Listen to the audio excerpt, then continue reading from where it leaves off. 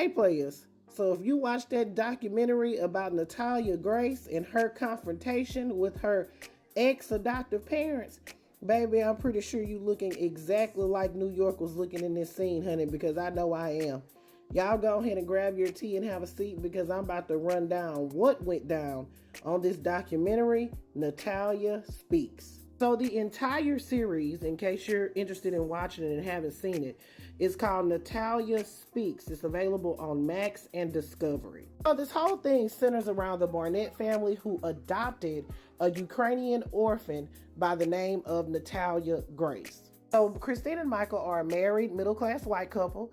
They have two children, one of which is an autistic genius. So Christine, she runs a daycare, and she has kind of centered her life around her genius son. She wrote a book about him, got him on television. She also started a group for autistic parents to connect, and she ran a daycare, in-home daycare. But at some point, they decided they wanted to expand their family, so they went through the whole process, and then they got a call from this adoption service saying that they had a 6-year-old Ukrainian orphan that has dwarfism that is needing a family. So they decided to go ahead and adopt. Now, they did this very quickly. They got the call, they went there the next day because that's what Michael said that they were instructed to do. And then they met with Natalia and they took her to Disney and then they took her home.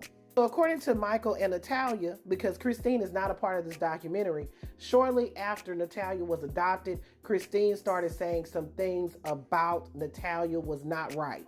She was saying that Natalia was having a cycle at 6 years old. Now that could happen. She was telling doctors this. She also said that Natalia had full pubes down there, which that very well could happen too. But she's saying that this is an indication that Natalia is older than what she is. And then things turned really sinister when she stated that Natalia was trying to take out the entire family. She was alleging that Natalia was hiding weapons under her bed, knives. She was alleging that Natalia tried to poison her. She was alleging that Natalia was just plain out crazy. Michael also alleged that he woke up in the middle of the night and Natalia was standing at the edge of their bed with a weapon in her hand, a pokey. It was a whole host of things that they were saying that led them to believe that Natalia was older than what she was. So they started taking her to doctors. She was diagnosed with bipolar.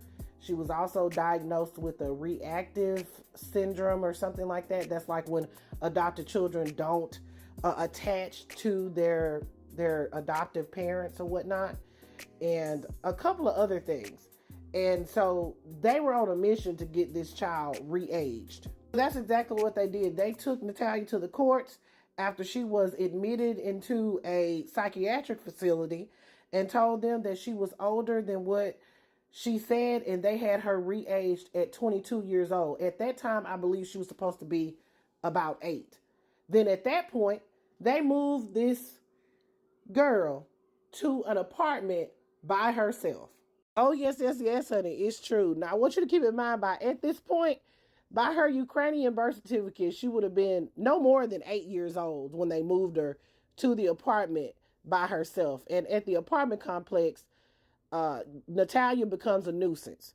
She is going in people's houses, getting food, going to the houses all times of day or night, staying long periods of time.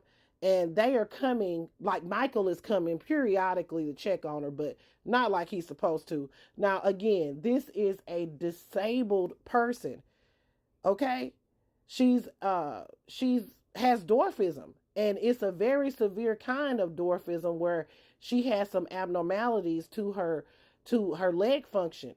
It's ridiculous. Even if you thought she was 22 years old, you should have put her in an apartment, but it gets worse. So after she's a nuisance at this apartment complex, they are so upset about it that they kick her out. So she's got to move to another place. So they move her in a bad neighborhood in an apartment on the 2nd floor where she can't reach the sink. She can't reach the bathtub handles. I mean, it was horrific. They take her cell phone from her so she can't call nobody.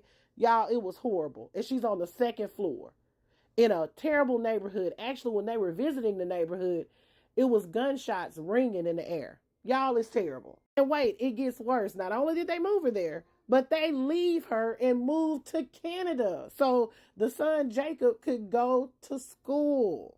Y'all, I can't make this up. So eventually, she was enrolled in an adult school so she could get her GED, and the people there took notice of it and they called the police. So the police launched an investigation into Natalia and her situation, and they end up arresting Michael and Christine and charging them with abuse of a disabled person. And then it was also child abuse, but that part was left out when they went to trial. So the first documentary centers around Michael going through this trial, and he's admitting that Christine is this awful person because he and Christine are broken up by this time. She's still in Canada, he's back in the States. They're broken up, and he's saying that Christine was horrible to Natalia, hit Natalia, did horrible things to her. So Michael is eventually found not guilty, and that's where we start the Natalia Speak portion of the docuseries. So the Natalia Speaks portion is more about Natalia meeting up with Michael and confronting him about all the things that has happened to her. The first thing she wanted to know was why did they adopt her? He really never even answered that question. Natalia is taken in by this family, which are the Mans. He is a preacher or whatnot, and they have a lot of adopted children there. So Natalia is taken in by them. Now on this one, they do a DNA test to determine how old Natalia is, even though a dentist had already confirmed to Christine and Michael that Natalia was around 6 or 7 years old when they brought her into the dentist back then. But they do a DNA test to confirm that Natalia is around 21 or 22 years old as of the taping of that docuseries. So it's pretty much confirmed that Natalia was a child when they moved her into an apartment by herself.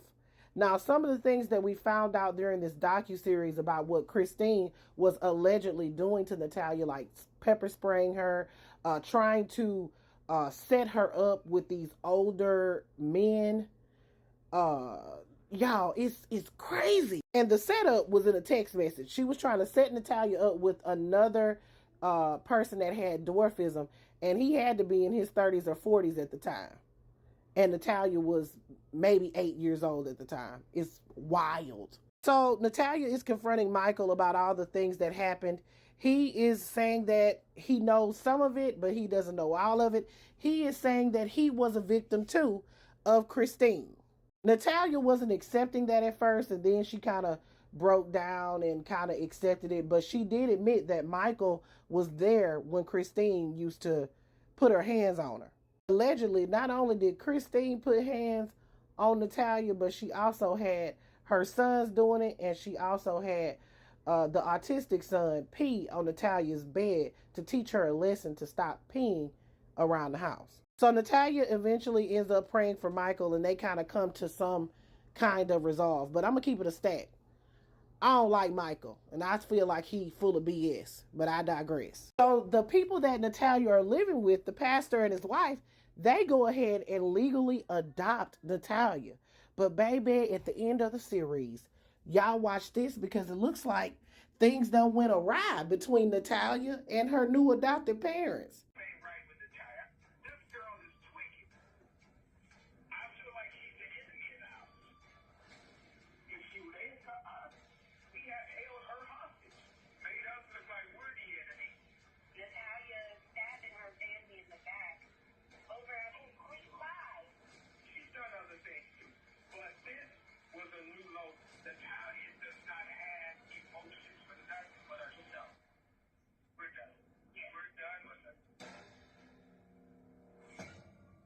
Hey, babe, when I tell you I had to clutch my invisible damn pearls, not things that went south between Natalia and the adopted parents. Ooh, baby, this is a mess. Child, I was befuddled. And the only thing I learned for sure is that Natalia was definitely abused at some point, and also that she was a baby when they set her up in that house. That's it. But I want to know what y'all think. Put your thoughts in the comments. It's Double D Mo.